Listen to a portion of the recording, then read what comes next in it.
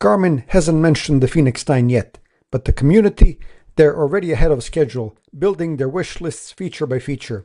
If you've been on the Garmin forums lately, you'll know exactly what we mean. The threads are packed with user requests. Some are realistic, some are ambitious, but nearly all of them come down to one thing: make the next Fenix smarter, slimmer, and more reliable. And yes, I know the Fenix 8 Pro just launched. This isn't about what's on shelves now, it's about what comes next. Because like clockwork, Garmin updates the Fenix line every 2 years.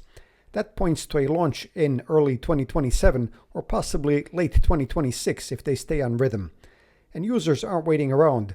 They're already asking for better displays, cleaner software, and fixes for the stuff that still doesn't quite work. So what's rising to the top? Well, first, the thickness. People want a thinner Fenix, especially those wearing the 47 or 51mm models. The real-world thickness, once you include the heart rate sensor bump, often ends up more than advertised.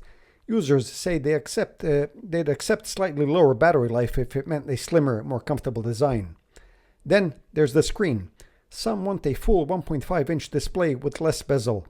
On the MIP models, users are asking for higher resolution and a version without the thick black border, especially for the non-solar editions. A few even said they'd skip solar entirely if it meant a sharper, more modern display. What about that micro LED version? Well, the community's question is simple. Can Garmin make it easier on the battery? For some reason, it's currently more battery heavy. It drains more battery power than the AMOLED version. But even more than the new hardware, people want stability. Garmin's recent firmware updates have raised eyebrows. Users report broken features, unstable heart rate tracking, and sudden battery drain that only gets patched weeks later. There's a growing call for Garmin to slow down and test more thoroughly, or at least offer rollback options when things go wrong. As for new features, the usual sensor wish list is back: blood pressure, hydration, EDA, lactic acid, and non-invasive glucose tracking. But a lot of users say they'd rather see the current sensors get more accurate first. Wrist-based heart rate is still shaky during strength work or intervals. Sleep tracking still trails what Apple offers. And GPS accuracy is another big one. Older Fenix models used to show live satellite data, signal strength, and positional accuracy.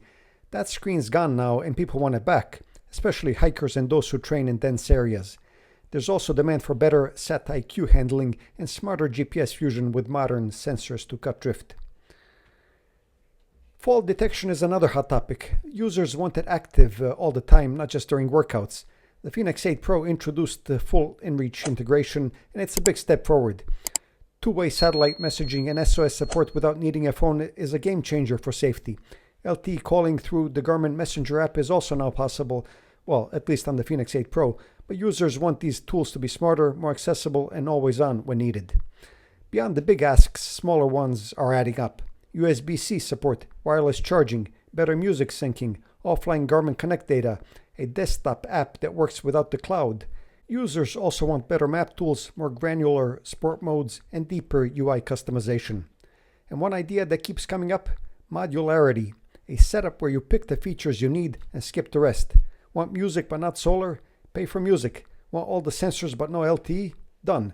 Some users even suggested a repairable Fenix with swappable parts, Fairphone style. That probably won't happen, but the message is clear. Garmin doesn't need to overhaul the Fenix. Just refine it, make it faster, make it smarter, and fix what's broken.